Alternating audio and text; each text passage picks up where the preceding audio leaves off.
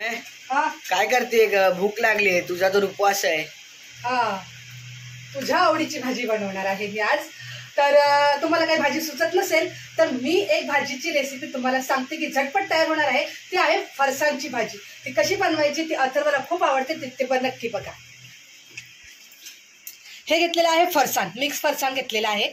Maggi मसाला, अद्रक लसूण paste, लाल तिखा पावडर, कोथिंबीर, 4 हिरव्या मिरच्या, टमाटर, कांदा चिरून घेतलाय, कढीपत्ता. अगदी थोडक्या साहित्यामध्ये मी तुम्हाला बनवून दाखवणार आहे फरसाणची भाजी. जर तुम्हाला काही भाजी सुचत नसेल तर ही भाजी झटपट तयार होते.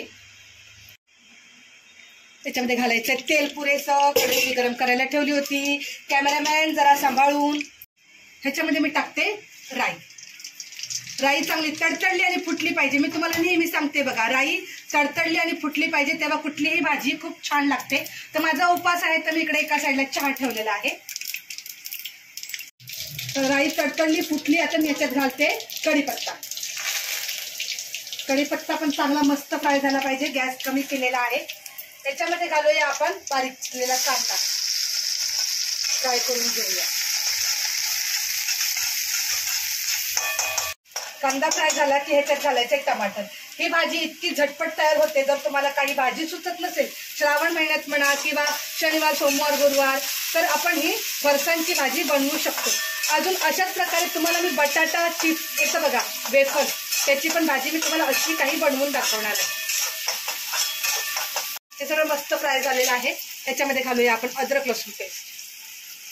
मी हा मसाला सगळा एकदमच भरून ठेवत असते, पाऊचच घेत असते पूर्ण अँगल. तोच माझ्या घरामध्ये मी सगळा मसाला असा भरून ठेवलेला असतो. मसाला छान फ्राय झाला. ह्याच्यामध्ये घालते मी 4 हिरव्या मिरच्या चिरलेल्या, कारण खायला खूप छान लागतात ह्या. आणि आता तुम्ही बघा ही भाजी किती छान बनते आणि करून पण बघा. तर ह्याच्यामध्ये घालते मी मॅगी मसाला आणि ही लाल मिरची पावडर.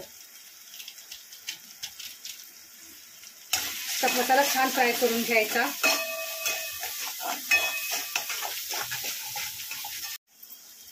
फ्राय झालेला आहे चांगला मस्त. आता ह्याच्यामध्ये घालायचं आपल्याला पाणी. आता मग घट्ट करू का पातळ? घट्ट करायची आहे. बरं, ह्याच्यामध्ये घालते मी चवीनुसार मीठ. आणि हे आपलं बोलताना ह्यात सगळं मिक्स करून घेऊया पूर्ण. आता ह्या आमटीला उकळी येऊ द्यायची छान अशी. छान उकळी आलेली आहे. आता गॅस कमी करते आणि हे फरसाण आहे ह्याच्यात टाकून घेते. आता फक्त 2 मिनिटं आपल्याला हे फरसाण ह्याच्यामध्ये ठेवायचं आहे. आणि घट्ट तर ते नंतर होणार की, कारण की हे एकदम स्मूथली होतं एकदम छान असं. तर हे आपण 2 मिनिटं ठेवूया. मग घट्टपणा त्याला आपोआपच त्याला घट्टपणा येणार. तर आता मी ताट तयार करते. हे झाली आपली फरसाणची भाजी तयार. तर मी गॅस बंद करते आणि एका प्लेटमध्ये काढून घेते. एवढी घट्ट बसणार तर हो. हे बघा, आता मी आपली प्लेट तयार करते. खूप छान मस्त चवीला भारी, नक्कीच तुमच्या तोंडाला चव येणार आहे. अशा प्रकारे ही फरसाणची भाजी बघा मी बनवलेली आहे. ते चहा आहे आपला.